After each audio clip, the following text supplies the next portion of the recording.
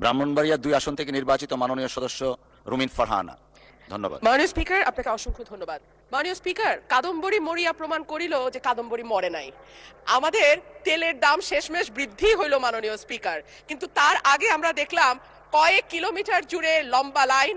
আমরা দেখলাম মাঝরাত পর্যন্ত ড্রাইভাররা দাঁড়িয়ে আছে, তারা তেল পাচ্ছে না, কিন্তু সরকারের সেই ব্যাপারে কোনো হেলদোল নাই।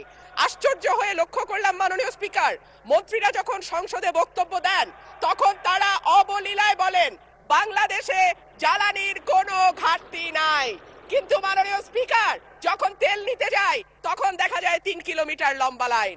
মাননীয় স্পিকার, সরকার সম্ভবত কিছু পদক্ষেপ গ্রহণ করবার ঘোষণা দিয়েছে। তার একটা হচ্ছে মার্কেট প্লেস 7টা বাজে বন্ধ করে দেয়া। চমৎকার সিদ্ধান্ত মাননীয় স্পিকার, তবে মনে রাখতে হবে কেনাকাটা বা শপিং যেটুকু হয় সেটুকু সন্ধ্যার পরেই হয়, তার আগে হয় না।